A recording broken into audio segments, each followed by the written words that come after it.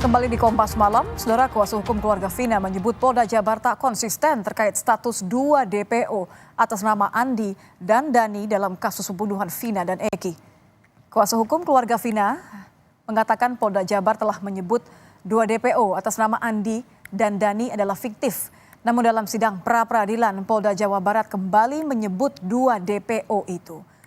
Reza meminta agar penyidik Polda Jabar segera menangkap kedua DPO untuk memberikan kepastian hukum dan keadilan pada keluarga korban.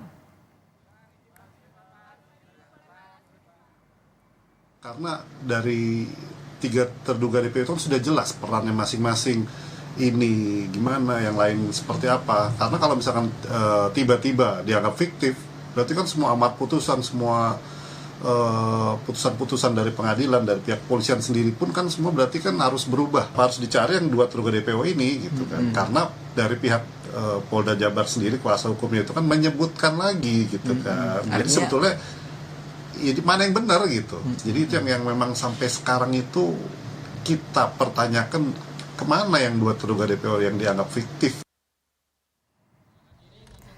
Saudara, sebelumnya nama 2 DPO, Dani dan Andi, yang sudah dihapuskan dan dinyatakan fiktif oleh penyidik di kasus pembunuhan Vina, ternyata masih disebutkan perannya oleh tim hukum Polda Jabar dalam jawaban atas gugatan pra-peradilan Peggy Setiawan. Bahkan dalam jawaban gugatan, tim hukum menjabarkan peran Dani dan Andi. Sepeda motor milik korban dibawa oleh saudara Dani ke tempat tersebut. Kemudian di tempat tersebut korban Rizky Rudiana dikeroyok atau dipukuli kembali oleh saksi dan teman-teman saksi sampai tidak sadarkan diri, sedangkan korban perempuan juga dipukuli oleh 3 orang teman-teman saksi, yaitu saudara Andika, Peggy, dan Dani. Nama 2 DPO, Dani dan Andi, yang sudah dihapuskan dan dinyatakan fiktif oleh penyidik di kasus pembunuhan Vina, ternyata masih disebutkan perannya oleh tim hukum Polda Jabar dalam jawaban atas gugatan pra-peradilan Peggy Setiawan. Lalu bagaimana dampak dari pengungkapan ini bagi putusan hakim Senin nanti? Kita akan membahasnya bersama mantan Kabar Eskrim Komjen Purnawirawan Susno Duaji. Selamat malam Pak Susno. Selamat malam Mbak Nitya, selamat malam para pemirsa sekalian. Pak Susno, di awal seingat sekali Anda pernah menyayangkan langkah Polda Jabar menghapus nama 2 DPO, menyebutnya sebagai fiktif. Apa tanggapan Anda ketika 2 nama ini justru muncul lagi di sidang pra-peradilan? Nah, inilah menunjukkan konsekuenan ya.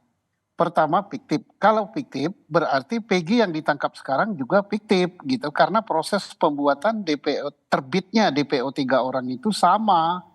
Nah, kalau fiktif semua, maka jangan-jangan terdakwa yang sudah dihukum itu fiktif. Kalau semua fiktif, berarti perkara ini juga fiktif. Nah, ini yang sangat disayangkan. Mengapa? Sedangkan yang dipakai untuk menangkap Peggy yang sekarang masuk itu adalah putusan pengadilan salah satunya. Nah, kok putusan pengadilan di sini dipakai, kemudian untuk pihak itu difiktifkan. Sekarang dalam pra-peradilan kok dihidupkan lagi gitu, kok ada gitu. Nah, ini membuat hukum ini seolah-olah mainan. Padahal ini kan hukum ya. Untuk menghukum orang itu berdasarkan hukum acara dan hukum formil dan hukum material yang masih berlaku. Putusan pengadilan juga mempunyai kekuatan hukum, sekarang sudah punya kekuatan hukum tetap. Tapi kok dengan gampangnya dihilangkan, ini sangat disayangkan. Tapi Pak Susno, ini seberapa wajar sih sebenarnya dilakukan ketika nama dihapus dari daftar DPO, kemudian ada dalih bahwa kalau ada alat bukti baru nanti yang mengarah ke sana, baru akan kembali dikejar dan kembali lagi muncul di pra-peradilan. Seberapa sering, seberapa lumrah ini terjadi? Tidak pernah ya. Kalau tidak pernah terjadi. Nggak pernah. Karena DPO itu dibuat pertama orangnya harus ada benaran. Berdasarkan keterangan dari para saksi, keterangan dari tersangka lainnya, kalau ini dilakukan bersama-sama, setelah itu dicatat namanya, identitasnya siapa, tanggal lahirnya berapa, aliasnya berapa, anaknya siapa, artinya bapaknya siapa, rumus sidik jari yang bagaimana, pekerjaannya bagaimana, alamatnya bagaimana, ciri-cirinya bagaimana. Langsung didatangi ke alamat. 2 kali didatangi diberi panggilan. Itu semua tidak diindahkan baru dibuat DPO. Nah sekarang kok ujuk-ujuk DPO itu nggak bisa. Nah jadi saya nggak tahu apakah itu muncul dari hakim apa. Tapi nggak mungkin hakim munculkan. Pasti itu datangnya dari berita acara. Berita acara itu datangnya dari mana? Ternyata berita acara itu bersumber, kalau saya baca bukunya, saya udah baca berita acaranya.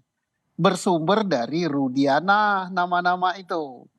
Rudiana bersumber dari siapa? Bersumber dari Aib. Nah, kok didengar? Nah, anehnya Aib itu dan Rudiana tidak dihadirkan Dalam dalam pra-peradilan. sidang. Bukan, dalam pengadilan Oh, yang yang melahirkan DPO itu. 2016 pertama ya?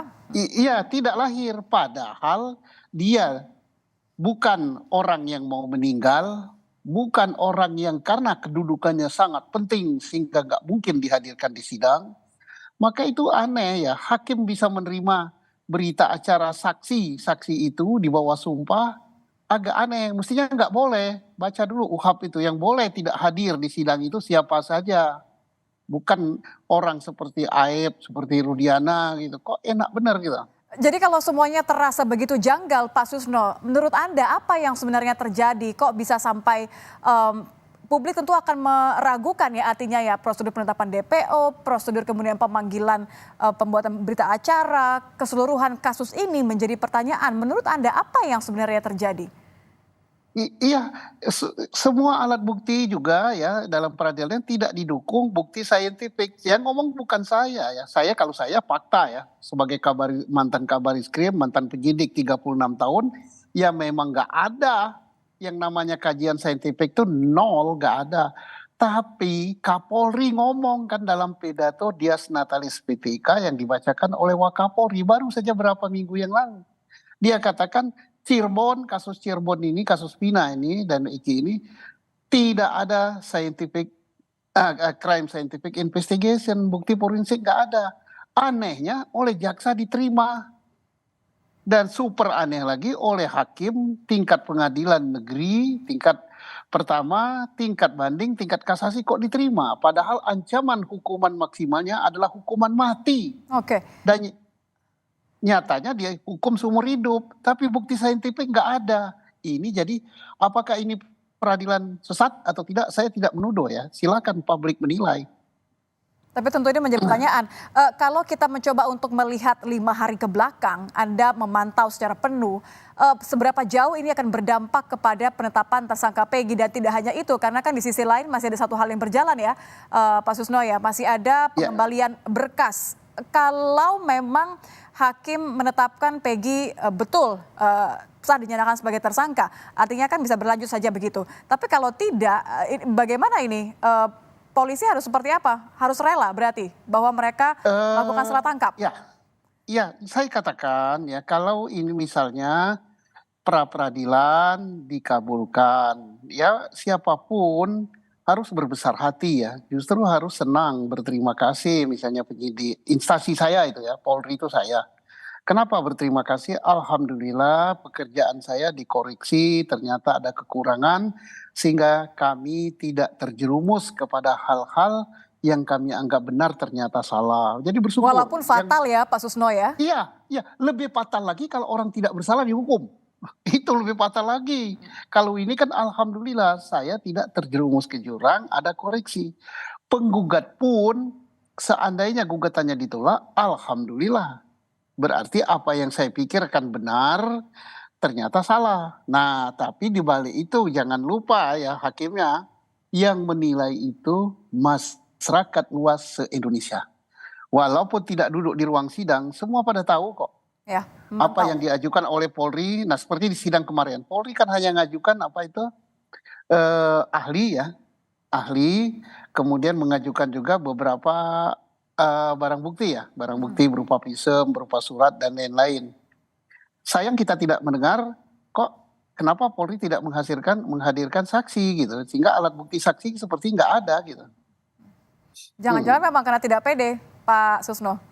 Iya, karena saksi itu tidak boleh dibacakan ya. Saksi apalagi di dalam sidang pra-peradilan ini, kalau menghadirkan saksi, saksi harus hadir di ruang sidang, kemudian disumpah. Nah, ahli pun hadir dan disumpah. Nah, saya tidak melihat saksi yang hadir dari pihak penyidik, kemudian langsung diminta keterangan di depan sidang, kemudian disumpah dan para penggugat dan tergugat bisa bertanya. Kalau Anda Nah, melihat, maaf saya potong Pak Susno, kalau Anda ya. melihat artinya sejauh ini berdasarkan fakta saja ya, sepertinya akan memenangkan gugatan Peggy dari pihak Peggy kah atau justru malah masih ada peluang bagi Polda untuk membuktikan bahwa penetapan tersangka Peggy memang sesuai dengan prosedur hukum?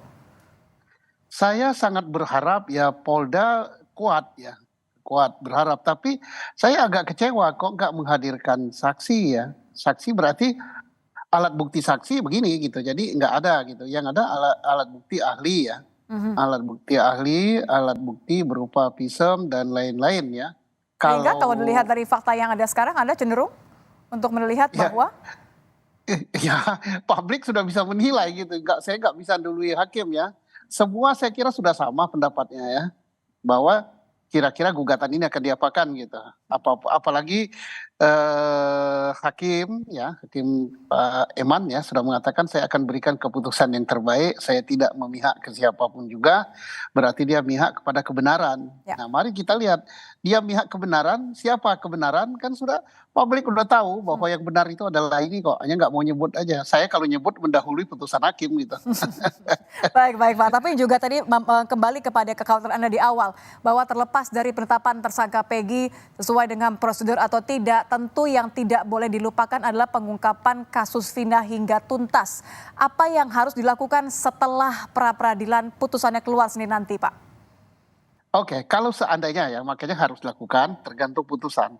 Seandainya putusan daripada penggugat dikabulkan, maka kewajiban daripada penyidik mencari siapa pelakunya yang sebenarnya. Kita harus ungkap loh, jangan biarkan kedua nyawa melayang, itu putra terbaik bangsa ya. Nah, seandainya juga masih berlanjut, ini akan berlanjut kepada PK. Kalau PK dikabulkan juga gugatannya, maka berarti tersangkanya belum ada satupun yang tertangkap gitu kan. Itu ya andai-andai pertama. Andai-andai kedua, kalau ternyata gugatan tidak dikabulkan, maka kewajiban Polri untuk menuntaskan penyidikan Peggy untuk memenuhi kekurangan apa yang diminta oleh penuntut umum terhadap berkas yang dikembalikan. Yang dikembalikan apa kekurangannya? Syarat formil dan syarat material tidak lengkap. Nah, ini berat loh. Itu ngomongnya syarat formil, syarat material. Artinya isi dari berkas itu belum nyambung. Kemudian syarat materialnya, materi perkara itu belum terpenuhi sama sekali. Nah, terus formalnya apa? Masih banyak, misal kekurangan ini, kekurangan berkas ini, kekurangan berita acara konfrontir dan sebagainya. Itu formilnya. Tapi gawatnya ini kan formil dan material belum memenuhi syarat. Jadi apapun berat nanti itu. ujungan, apakah Polri tetap harus legowo dan tanggung jawab ya, karena kasus pembunuhan Vina ini masih akan dinanti. Terima kasih Pak Susno sudah gabung bersama kami di Kompas Malam. Selamat malam Pak. Terima kasih, Mbak Selamat Nitya. malam Pak Selamat Susno. malam. Mantan Kabar Eskrim Komjen Purnawirawan Susno Duaji.